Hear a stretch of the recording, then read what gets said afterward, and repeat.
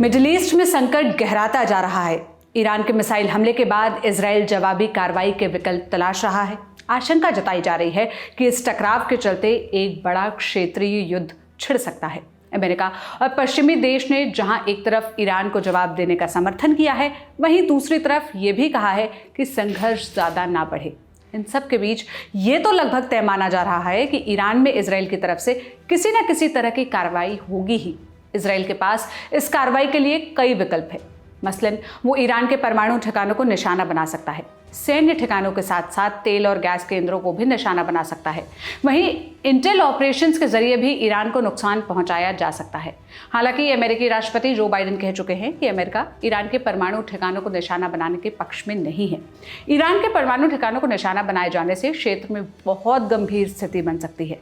इस बारे में मिडिल ईस्ट मामलों के विशेषज्ञ और अमेरिका के जॉन हॉपकिंस यूनिवर्सिटी में सीनियर फेलो प्रोफेसर वली नसर ने इंडिया टुडे को बताया, इजराइल के लिए ईरान के परमाणु ठिकानों पर हमला करना वास्तविकता से परे होगा।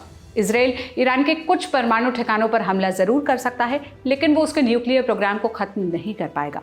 अपने परमाणु ठिकानों पर हमले की स्थिति में ईरान अपने न्यूक्लियर प्रोग्राम को और ज्यादा अंडरग्राउंड लेकर जाएगा और इन हमलों के बाद वो परमाणु प्रसार न करने वाली संधि से भी बाहर आ जाएगा और खुद को एक परमाणु हथियार वाला देश घोषित कर देगा। प्रोफेसर नसर ने आगे बताया कि ईरान को इस समय एक ऐसे देश के रूप में देखा जाता है जो अपनी परमाणु शक्ति का प्रयोग नागरिक सेवाओं के लिए कर रहा है। वो इसी के सहारे अमेरिका से मूल भाव भी करता है। परमाणु ठिकानों पर हमले की स्थिति में ये नागरिक सेवाओं वाला परमाणु प्रोग्राम आधिकारिक रूप से परमाणु हथियारों वाले प्रोग्राम में बदल जाएगा। प्रोफेसर आगे कहते हैं कि यह स्थिति पूरे क्षेत्र के लिए खतरनाक होगी। जैसे ही ईरान खुद को परमाणु हथियारों वाला देश घोषित करेगा, वैसे ही तुर्की, सऊदी अरब और संयुक्त अरब अमीरात जैसे देश भी खुद को परमाणु हथियारों वाला देश घोषित कर देंगे और इस स्थिति में इजराइल के लिए ही खतरा होगा, क्योंकि उसके पड़ोसी देश परमाणु हथियार संपन्न हो जाएंगे। अब सवाल यह है कि इजराइल के पास और क्या विकल्प है। ऐसे में कहा जा रहा है कि ईरान के परमाणु ठिकानों पर इजराइल का हमला लगभग असंभव है। हालांकि जवाबी कार्रवाई के लिए इजराइल के पास कई विकल्प हैं। ईरान का एयर डिफेंस सिस्टम मजबूत नहीं है। ऐसे में इजरायली मिसाइल्स या एयरफोर्स बॉम्बिंग को रोकना ईरान के लिए संभव नहीं होगा। इजराइल पहले से भी इस तरह के हमले करता आया है, मतलब पहले भी इस तरह के हमले कर चुका है। ईरान ने जहां एक तरफ अपने मिसाइल और ड्रोन ठिकानों को जमीन के नीचे और पहाड़ों के बीच छुपा रखा है, वहीं उसके एयर डिफेंस बेस खुली जगहों पर है। ऐसे में इजराइल के लिए ईरान के मिसाइल और ड्रोन ठिकानों को पूरी तरह से नष्ट करना संभव नहीं है। वो इन्हें थोड़ा बहुत नुकसान जरूर पहुंचा सकता है। इस स्थिति में इजराइल के पास एक विकल्प ईरान के एयर डिफेंस ठिकानों पर हमला करने का है।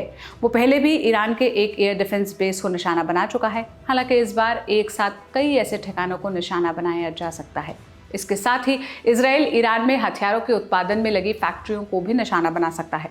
हालांकि एयर डिफेंस ठिकानों और दूसरी फैक्ट्रियों को निशाना बनाने में जोखिम यह है कि इन हमलों में किसी भी तरह की गलती बड़े पैमाने पर लोगों की जान ले सकती है।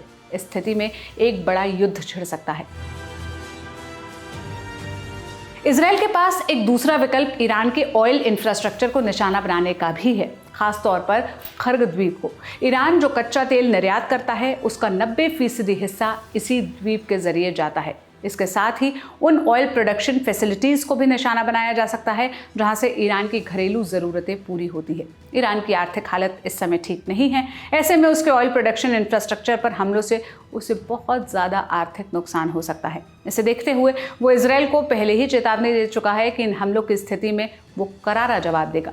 ईरान ने हाल के मिसाइल हमलों में ये दिखाया कि भले ही इजराइल के एयर डिफेंस सिस्टम ने उसकी ज़्यादातर मिसाइलों को हवा में नष्ट कर दिया, लेकिन कई मिसाइलें तय ठिकानों पर गिरी हैं। ऐसे में इजरायली हमलों के जवाब में ईरान भी हमले कर सकता है और एक बड़े युद्ध की स्थिति बन सकती है।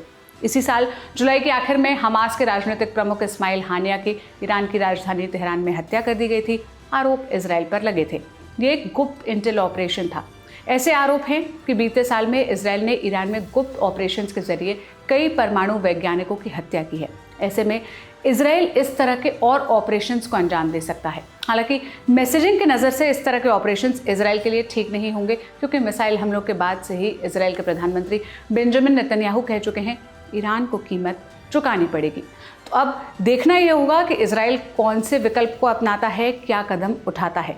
आप इस मसले पर क्या राय रखते हैं, हमें कमेंट में बताइएगा। बाकी जो भी अपडेट्स आएंगे हम आप तक पहुंचाते रहेंगे। आपके लिए इस वीडियो की स्क्रिप्टिंग की थी मेरे साथी मुरारी ने। मेरा नाम सोनल है। देश और दुनिया की तमाम खबरों के लिए आप लल्लन टॉप देखते रहिए। शुक्रिया।